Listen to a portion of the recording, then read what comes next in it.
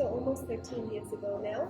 The basic idea for Kasa was to provide San Francisco to more home-style, lighter Indian food. In terms of business side of it, it was a lot harder than I thought it was going to be. I thought it was going to be very simple. You just cook great food and people will flock to it, which they did, but we were making zero money whatsoever because we had no idea of how to run a restaurant. Things like the cost of labor, the food costs, or even just managing people. So that, I think, was a good learning curve. What our emphasis on light food and vibrant flavors without being so heavy and rich that you want to fall asleep or you gain too much weight. So that's our emphasis. I love bringing Indian culture to San Francisco as well, like all our colors and all of our hospitality. We also have it quite fast-paced and lively because we're trying to, again, do it like how in India it's done. It's not always sit down and heavy and fancy and this whole white tablecloth and us serving. It's not quite like that. It's more casual, quick, and more of an eatery. That's why it's Kasa, Indian eatery. And we use our thalis, which are the traditional metal and steel plates and cups, as an ode back to just the working class people of India, which is the majority of the country. They don't even have the money necessarily to always buy ceramic plates. Like one set of thalis will keep you going for life practically. So it's more just like a common person's cuisine, but it's also, to us as Indians, it's like basic dal, roti, sabji, but actually when you come outside of India, you realize actually that's such a feast because not everybody has access to all the spices or all the ways to make the food, or frankly the time. Indian food is very, very time consuming. Over time, I don't think so much about what other people think. I just know what I want and I go for it more. Because otherwise I don't think people take me seriously necessarily.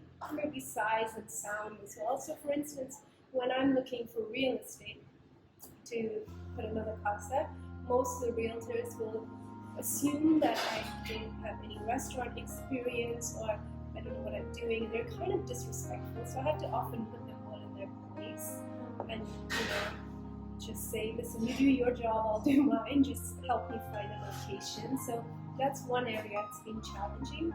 Otherwise, I think it's been pretty nice. I feel like everybody in the industry is very supportive.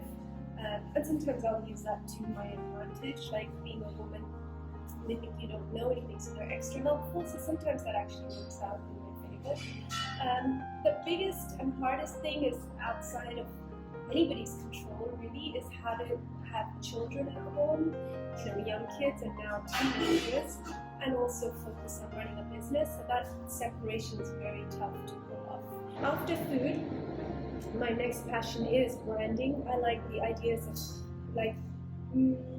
getting people to understand and think quickly something about you and your restaurant just through colors, fonts.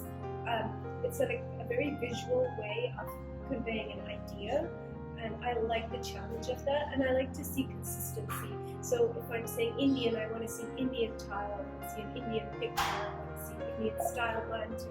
If we have certain colors, like you should just know just by looking at the color, oh, that's probably Kasa. And a lot of people will come into one of our stores and think we're a chain or a franchise, because I think we do a great job of branding our name.